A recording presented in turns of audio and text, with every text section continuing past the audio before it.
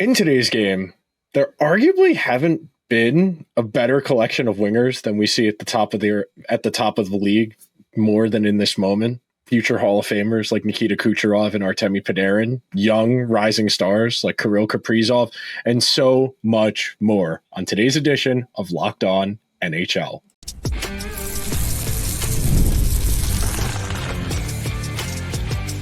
You're Locked On NHL, your daily podcast on the National Hockey League. Part of the Locked On Podcast Network, your team every day. Hello, everyone, and welcome to this Thursday edition of Locked On NHL. I am Nick Zararis, the host of Locked On Oilers. That is my friend and one of the co-hosts of Locked On Penguins, Hunter Hodies. And we want to thank everyone that is making Locked On NHL their first listen of the day. Coming a little later in the day, I'm sure Hunter will get into it at some point. Today's show is brought to you by our friends over at FanDuel. Download the FanDuel app now by visiting FanDuel.com. Win $300 in bonus bets if your first $5 bet wins. So, Hunter, my friend, we keep building outwards. We've done goalies. We've done defensemen. Today we're doing wingers. Next week we'll do centers. And the gap is closing. The high-end gap between wingers and centers is getting closer. You know, Kirill Kaprizov is not that far away from impact of what Nathan MacKinnon and Austin Matthews can do. We are in a boom era for high-end talent in the league, and the guys we're going to hit on today, there are a lot of really good guys who aren't even like honorable mentions on either of our lists, but that's what makes these types of conversations fun. I will let you open the floor. Who is your 10th best winger in the NHL? I kind of had a tie between two. I don't know if that's really allowed. Kyle Connor and Artemi Panarin, kind of like a 10A, 10B. Artemi Panarin, even though he's a little bit older now, 33, he still had a really good year last year, 37 goals, 89 points, 80 games. He's only a year removed, Nick, from a 120-point season, the best season of his career. I know last season he wasn't as good on the power play, but the Rangers as a whole struggled a lot more on the power play last year. But I still think when he is on, he is one of the 10 best wingers in the league. But I'll also have Kyle Connor here as well, kind of like a tie here. You know, 41 goals, 97 points, 82 games last season, the best season of his career. He deserves to be on this list somewhere. You know, he did a lot of his damage at 5-on-5. I want Team USA to actually use Kyle Connor at the Olympics and not scratch him. I understand that he wasn't playing at the top of his game, but this is still someone that needs to be in your lineup every night if you are Team USA. I think he is one of the best wingers in the world. He will be one of the best wingers on that team. You don't need to healthy scratch him for some of these other New York-based players, Nick, who just aren't that good anymore. So I would have those two there, kind of like a tie. Panarin is still that dude. Kyle Connor, I think, is getting better by the year, in my opinion. So I have those two right there. Real quick, power ranking the coaches on Team USA. David Quinn, 60 feet of crap, John Hines. By default, John Tortorella, then Mike Sullivan. Just real quick as an aside, ranking the four coaches on Team USA's Olympic staff, just to be sure. My 10th winger, I have Jason Robertson, a couple of years removed from a 100-point season, somebody who has been a really special player when he's been healthy. I am absolutely fascinated to see what Dallas does now that they have him and Rantanen, whether they're going to do what they did in the playoffs last year, where they're going to run the two of them with Roope Hintz in the middle of them, or if they're going to separate. Robertson is comfortable playing the left or the right. This is somebody who has the capacity to be a really special player. Even though the traits aren't incredible, he's not the most explosive of skater. He's got a pretty good shot. I wouldn't say elite. He can be a 40-goal guy. He can be a 100-point guy, and I'm very curious to see what shape he takes on the Stars as they continue in this window of contention, where it feels like they've been for a couple of years now, and part of the reason I've been so bullish on them over the years is because they have guys like Robertson who are still relatively early on in their NHL careers. You know, Jason Robertson, somebody who, if all goes well, should be on the Olympic team next year, somebody who can be a really good, I would dare say, fringe Hart Trophy guy if the Stars have the right type of season. It's just a matter of staying healthy. You know, the injury at the end of last season definitely hampered him. He was not great in the playoffs because he just didn't have a lot of time to get right. You know, he missed the last couple games of the regular season. He jumped in that Colorado series, and it took him a while to get his legs under him, but that's a guy I'm keeping my eye on, and I've been very high on since he got into the league. Who's number 9 for you? Jake Guentzel, my former son, of course. Multiple 40-goal seasons. He just had one with Tampa Bay. He had a couple with the Penguins before they moved into the Hurricanes, but he was great this past year with the Lightning. Again, he is a little bit older right now. I mean, he's 30, but he's still going to be fairly good, I think, for the next several years. Jake Guentzel, to me, I remember when people said, Nick, oh, he's a byproduct of Sidney Crosby. Yeah, that was debunked pretty quickly when you saw him score 40 next to him. I mean, I think it's him and Marian Hossa are the two best wingers Crosby has ever had. And, what always jumps out about Guentzel is A, his hockey IQ. He always knows where to be in the offensive zone. And B, if you give him the smallest bit of time, he's going to make you pay. He can score from everywhere on the ice. It doesn't matter if it's 30 feet out, 15 feet out, or right in front of the net. You give him a little bit of time, he's going to put the puck in the back of the net. He'll take a beating in front of the net. He doesn't care. And again, man, I've always marveled at how consistent of a goal scorer he's been in the NHL. So he's number 9 for me. Guentzel, so I did like 3 iterations of this list. The first batch I went through, I had him like 5th or 6th, and then I started handicapping it based on like individual awards and championships. So he didn't make my top 10. He was 11th. He was the first person off. I would have no problem putting Guentzel on my list. I hope America brings him to the Olympics. I think he's a really good player. I think, like you said, the multi-time 40 goals. I think all I needed to know about Jake Guentzel was the Lightning looked at that situation last summer and said, keep the franchise icon Steven Stamkos, overpay him, or keep going for it. And they chose Guentzel to say, we're going to keep going for it. We're going to keep trying to win championships. That's a really good player that's come a long way in his development. I was definitely one of the people a little skeptical of him, of Brian Rust. I mean, we're 3-4 Olympic cycles away from first line Chris Kunitz at the Olympics. I mean, Sid does take care of his guys, so it wouldn't have been the craziest thing in the world for Guentzel to maybe be a product of that environment. 9th for me, I have Panarin here. The dynamic ability is still there. He's still got the playmaking. The skating in a straight line is still pretty good. The agility is still pretty good. As you alluded to, the counting stat dip was the power play. The Rangers were a top 5 power play 2 years ago. They were 28th in the NHL last year in power play success. So I think my biggest curiosity here is A, does he drive a better version of the power play? I know David Quinn did a decent job with the Pittsburgh power play last year over year, got a nice improvement out of them. I'll be curious to see what he does there. The first time David Quinn was with the Rangers, he was kind of instrumental in that power play, getting to where it is now, kind of laying the bones to what it eventually became. Panarin, Zibanejad, going from Tony DeAngelo to Adam Fox over the course of that 2019-2020 season. So Panarin, someone who's been a good player for a really long time. There's an argument he might be the best undrafted player in the history of the NHL, which is crazy to say. But this is someone who's still he had a bad year and he still had 90 points last year. I mean, that's a really strong season. Who do you got next? So these next 3, I was kind of going back and forth between 3 players here, but I ended up going with Willie Nylander here at number 8. I was going to have, when I started this originally, I was going to have Reinhart here, but just based on what he's done these last several seasons, how instrumental he has been in the Stanley Cup playoffs, I have to bump him up for that, and obviously Matthew Tkachuk as well. So they'll be coming a bit later. But I do have Willie Nylander here of the Toronto Maple Leafs. 45 goals, 84 points in 82 games last season. He's 1 year off from a 98-point season with the Maple Leafs during 23-24. He's great on the power play, especially good at 5-on-5. His defense, I think, is also still totally fine at this rate for his career too.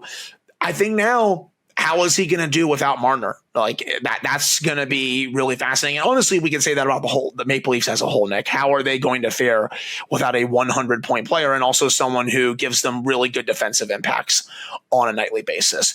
I think Nylander, the dynamic play is there. He's a really good playmaker, has a great release. When he gets going, good luck stopping him. So I have him here at number 8. Nylander's coming up in a little bit for me. I have Mikko Rantanen at 8, somebody who has the capacity to be a lot higher on this list.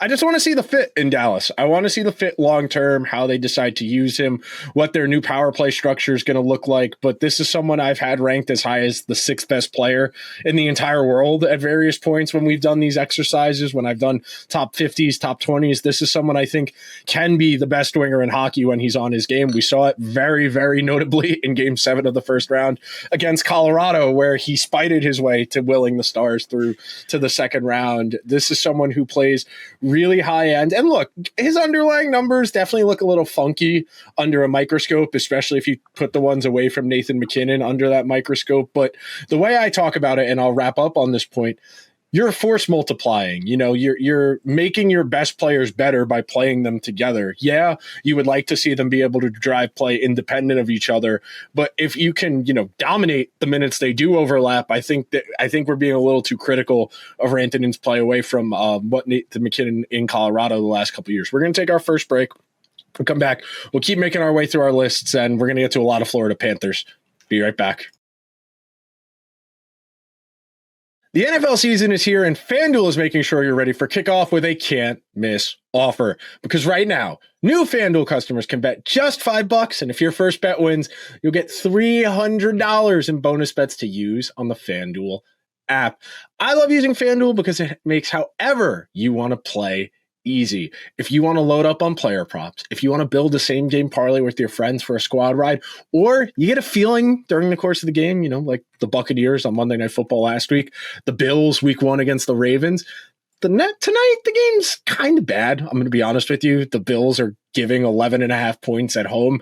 Miami, last stand for Mike McDaniel. Maybe the Chiefs 0-3. Chiefs have never beaten the Giants in the state of New Jersey in the history of their franchise. Something worth keeping an eye on. And then, fun one, Monday night, Lions at the Ravens. The Ravens 5.5 point favorites. So, FanDuel has one question. Are you ready to play? Download the FanDuel app now by visiting FanDuel.com to get started. It's FanDuel.com to place your first $5 bet. Thank you to everyone who is hanging out on this Thursday edition of Locked On NHL as we are making our way through the top 10 wingers in the NHL. Hunter, who's number 7 for you? Number 7 for me, New Vegas Golden Knights forward Mitch Marner here. Coming off a 102-point season for the Maple Leafs. I've touched on his defensive impacts, Nick. He's one of the best defensive offensive players in the league. Well, I guess it sounded weird, but you get my drift here. In terms of like a pure, usually when you think of a pure offensive player, his defense is also great in his own zone. I don't think it gets talked about enough by other pundits around the league. Obviously, when he gets going, he's an amazing playmaker. He still has a good release, but his vision on the ice is second to none. I'm excited to watch him for Team Canada at the Olympics next year. I want to see the fit now in Vegas, Nick. It looked like today he was on the line with Jack Eichel at training camp. Oh boy. I mean, that's going to be a lot of fun to watch if we get that during the regular season, considering how good Eichel is also in his own zone. Just a very defensively responsible line if we get that. And B, the offense that those two will create, I think is just going to piss so many teams off. So I think Marner is the exact type of player that the Golden Knights needed. I mean, they have so many big name players now that nobody should be surprised, but they still, I feel like, lacked a player like him with all the skill sets that he has. So I'm excited for the fit, but I have him here at number 7. Marner's coming up on my list, somebody I've always been a little bit higher than everybody else on. Next up, I have Sam Reinhart at number 7. This is someone who scored 50 goals a couple of years ago, one of the best releases in the NHL. He was one of the first 6 guys named to Team Canada. I struggle to think of a player that has changed my perception of him as fast as Sam Reinhart has. You know, I still in the back of my brain, I always think about him on the Sabres, where it's like, he's good, but the last 2.5, 3 seasons in Florida have been nothing short of remarkable, and he's really solidified himself as one of the best two-way players in the NHL. You know, he got down ballot Selke votes last year, somebody who plays to a T the way the Florida Panthers want to play. And that release, man, there was a goal in the regular season game the Oilers and Panthers played this past year, and it was up in Edmonton. It was a crazy game. The Panthers were up 4-2. The Oilers came all the way back. They got the lead at 5-4. The Panthers tied it at 5-5. And Reinhart is basically perpendicular with the net. He is on the goal line, and he shot it off the back of Stuart Skinner's head, and it went in. And if I close my eyes, I can still picture the exact way Skinner reacted, where he knew it went in off his head. His shoulders immediately sank, and he just dropped his head. And there's maybe 3 guys in the league who can hit that shot, where it's basically a horse shot, just bank it off the back of the head, something that's really special. Who's up next for you? Well, you just touched on Sam Reinhart. Well, Sam Reinhart is up next for me at number 6. not this past season, but the year before, he had 27 power play goals out of his 57. Yeah. He was unbelievable on the man advantage. Obviously, Nick, he was probably not going to repeat that success. He had 13 power play goals this year, but he was still one of the best wingers in hockey. 39 goals, 81 points in 79 games this year. Again, his career high year was 23-24 with 94 points. But it's really just the way that he plays in big games, I think, just gave him a small edge over the last two here, Marner and Nylander. I mean, this past year when the Panthers went back-to-back, he had 11 goals and 23 points in 21 games. Last year when they won their first cup of this era, 10 goals, 16 points in 24 games. He has 56 points in 76 career playoff games. He's been insane for the Panthers these last couple of seasons. And you said it. There's a reason why he was named to Team Canada well before the rest of the roster was with the first six. It's just because of how clutch he is, how great his release is, and just also I think his playmaking ability is really underrated as well. So he's going to be a staple in that top 6 to top 9. They'll put him wherever they want. But he's really climbed the rankings over the last 2 years. Like, this was someone who it kind of felt like for a while when you looked at what other people said about him, it was just he was kind of like an afterthought. Then Nick, he just goes to Florida and just absolutely lights it up. So he's number 6, and I have another Florida Panther coming up next, and I think everyone knows who that is. Yeah, that one's coming up on my list next too. Here I have Willie Nylander, someone I just think is a little bit more explosive of a skater than Reinhart, even though I would venture to say Reinhart's a better shooter of the puck. I think Nylander's a bit more dynamic. He can make a bit more happen outside of structure. Not a defensive liability, not someone I really worry about, and someone I'm very curious to see if there's a little bit of a jump in his counting stat production by virtue of just Marner not being there. Someone I think can flirt with 110, maybe even dare I say 120 points if they really load up him and Austin Matthews together on the same line or on the singular power play. This guy's one of my favorite players to watch in the NHL. His ability to bob and weave through traffic. He's one of the best guys at carrying the puck into the offensive zone on his stick, creating those zone entries on his own, really allowing guys to play off of him in a way that there isn't a lot of. We talk about the one-man offenses. We talk about guys who make things happen for themselves and others, and Nylander is one of the guys I think of. This is someone who has come along a little, I would say, more gradually than maybe Marner did, maybe a little more than Rantanen did, where he was 60 points, couple 70s, and then the last couple of years, he's really asserted himself as one of the best in the world and someone that's one of my favorite players to watch. Yeah, that's totally fair. I've already waxed poetic about him earlier. Number 5 for me, Nick, I already teased it. It's Matthew Tkachuk of the Florida Panthers. This is going to cause a little bit of a stir, I'm sure, whoever's listening or watching this. Matthew Tkachuk is one of my favorite players to watch in the NHL, and I have no problem saying it.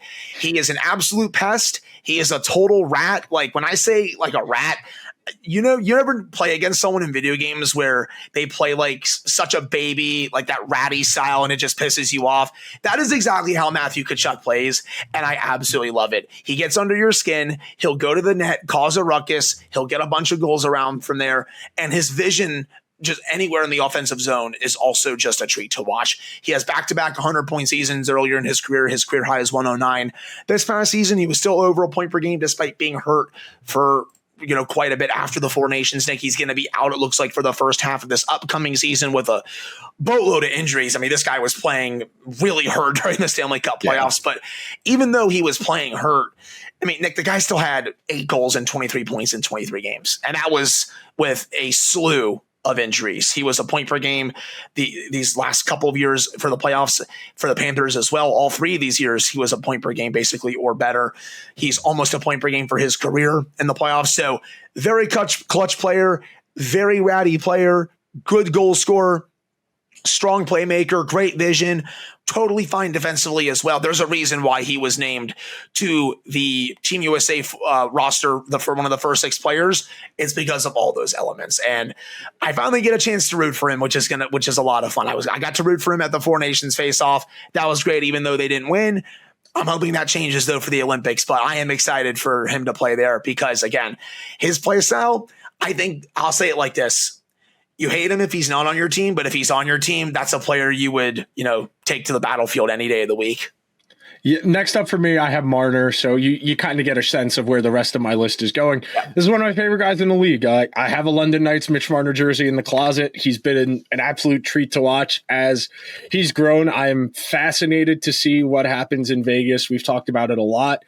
Eichel had 90-something points. The next closest guy on Vegas had 60-something. So I'm curious to see if Marner takes a bit of a step back offensively just because Vegas is such a defense-first team that there's not as much offense to go around.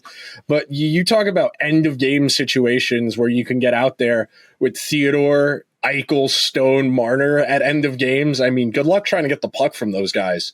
When you're talking about puck control and shot suppression, that is as good. I mean, Eichel's probably the best defensive center Team USA will bring to the Olympics.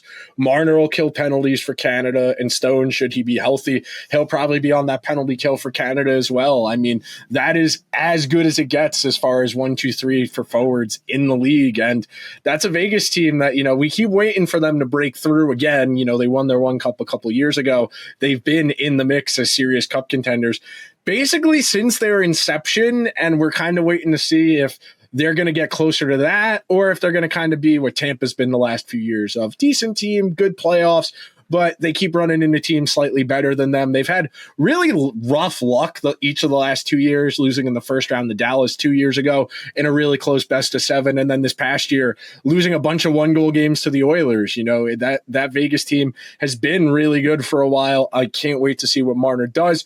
We're going to take our second and final break. When we come back, we'll round out our top 10s right after this.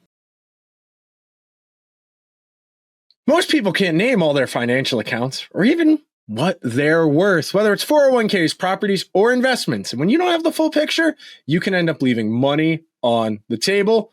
That's where our friends at Monarch Money come in. It is an all-in-one personal finance tool that brings your entire financial life together in one clean, easy-to-use interface on your laptop or phone. Monarch is built for people with busy lives. If you've put off organizing your finances or you're anxious, Monarch is here for you. Monarch does all of the heavy lifting. You can link all your accounts in minutes, see clear data visualizations, get smart categorization of your spending, and finally feel in control of your money. And you will never, ever touch a spreadsheet. Monarch made me aware I wasn't doing as good of a job as I should have been saving for things like vacations or any type of big purchase. Instead of financing it, Monarch put me on a plan, got me on schedule, paid things off in full. Do not let financial opportunities slip through the cracks. Use code LOCKEDONNHL at monarchmoney.com for half off your first year subscription. One more time, 50% off your first year subscription with code LOCKEDONNHL at monarchmoney.com.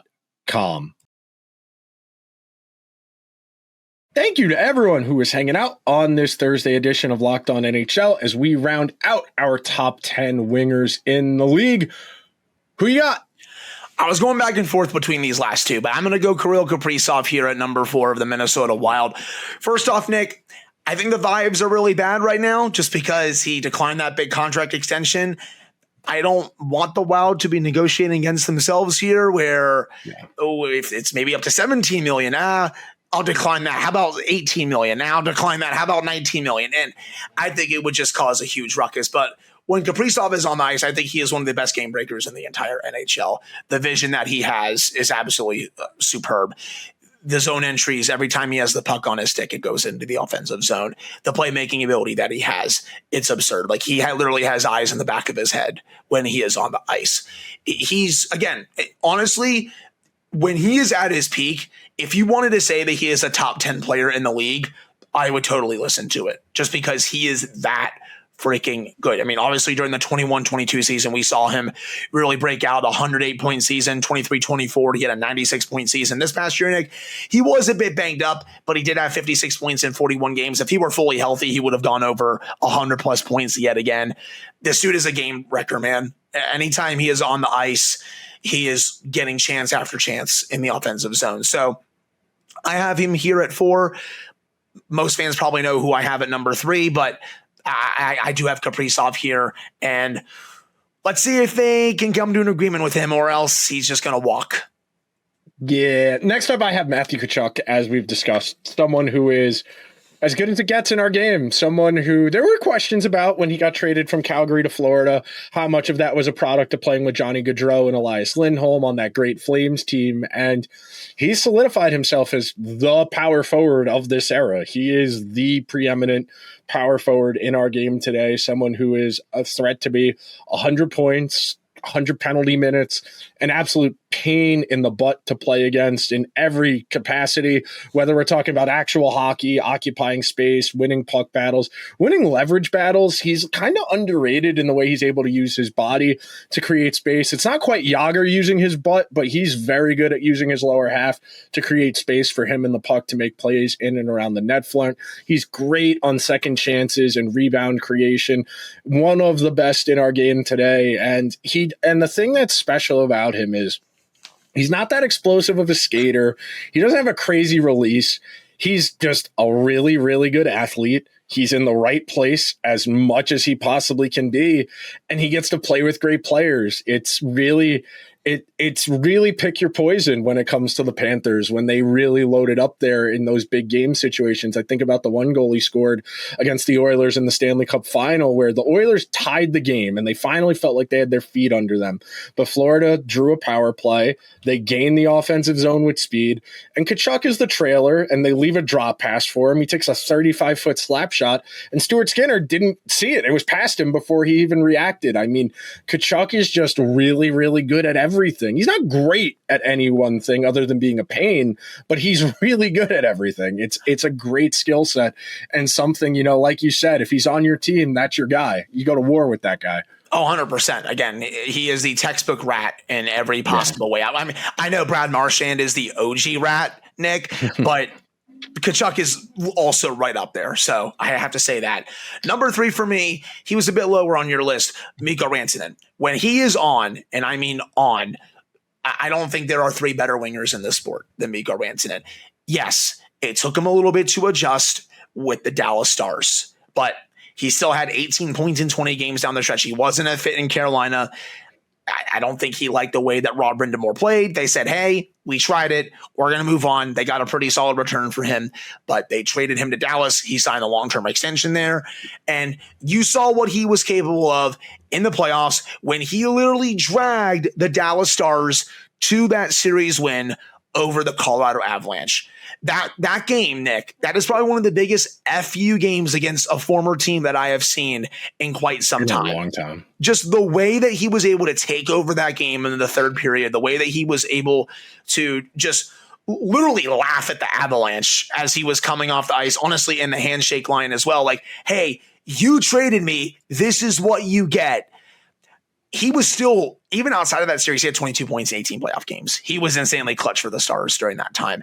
And I think you're going to see Rantanen at his very best next season. I think I get some of the reservations that some people have, also just because he's not in Colorado anymore.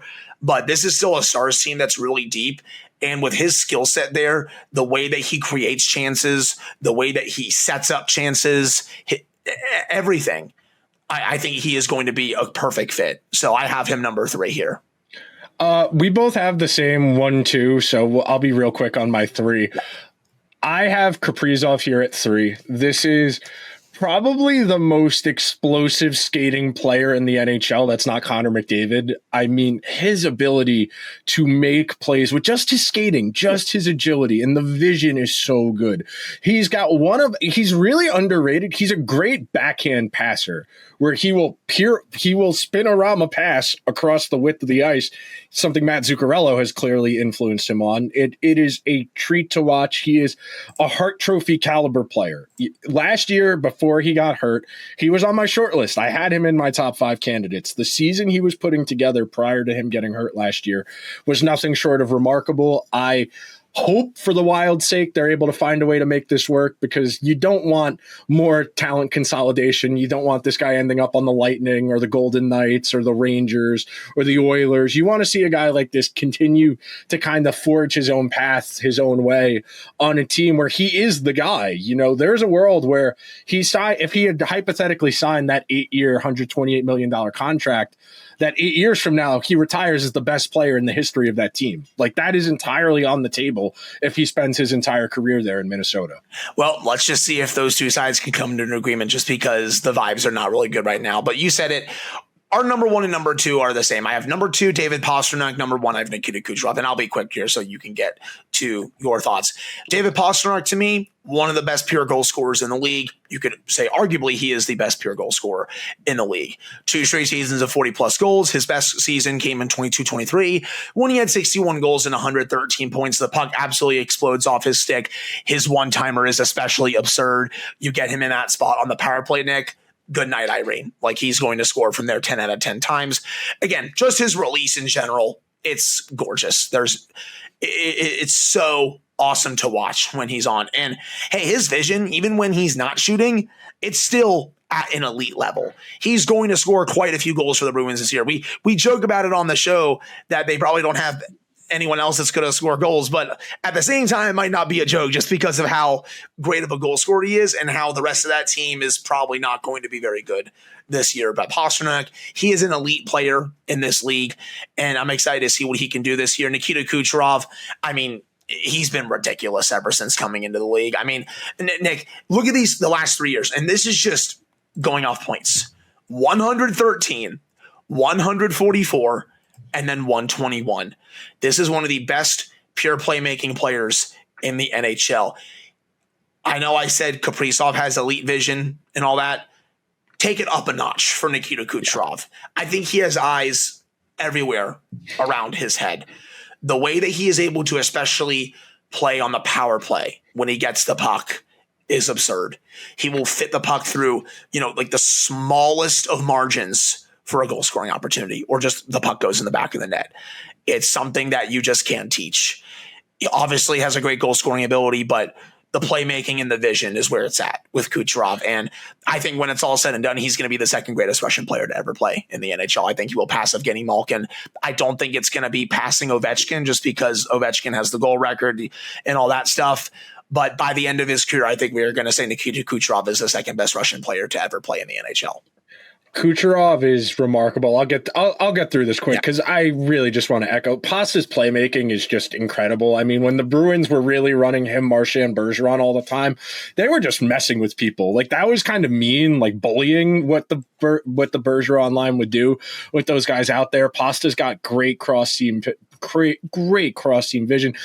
Probably the best straight up release in our game today. The one-timer is great. The snapshot is great.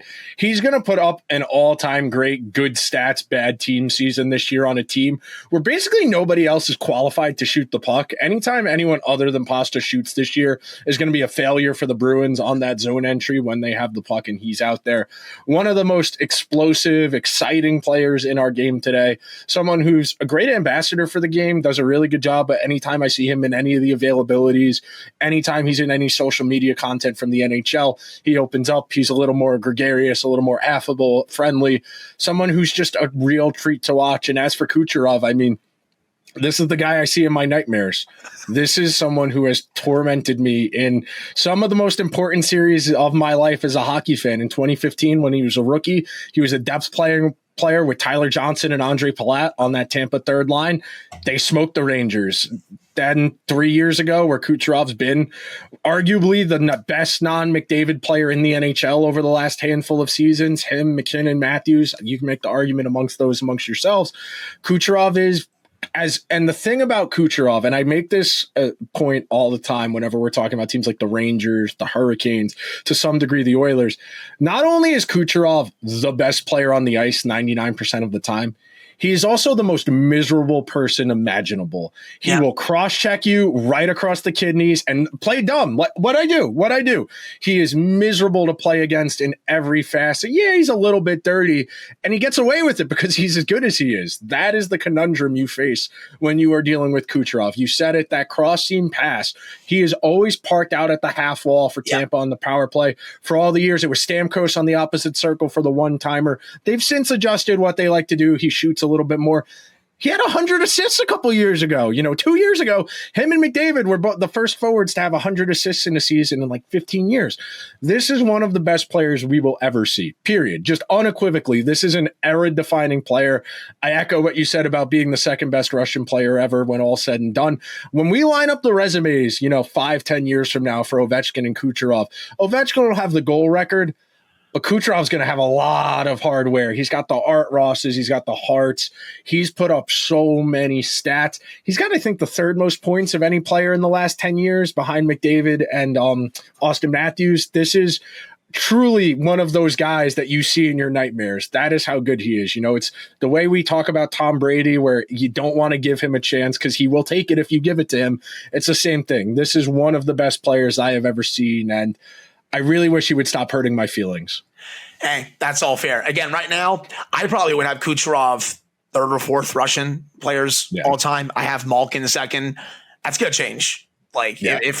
Some people have already started to argue that it has changed, and honestly, I won't argue against it just because when you look at the hardware Kucherov has, like the championships he's won, how clutch he's also been in the playoffs for the Lightning. I mean, he was disgusting during those cup years, man. It wasn't fair. And hey, man, I know the Penguins really haven't seen him too often in the playoffs, thankfully. Shout out to you, man. You've seen it firsthand, and I think your heart's been broken. It's not fun. Times. Yeah, it's not fun. All right, that'll do it for this week's edition of Locked On NHL. Tune in next week to see who finishes behind Connor McDavid.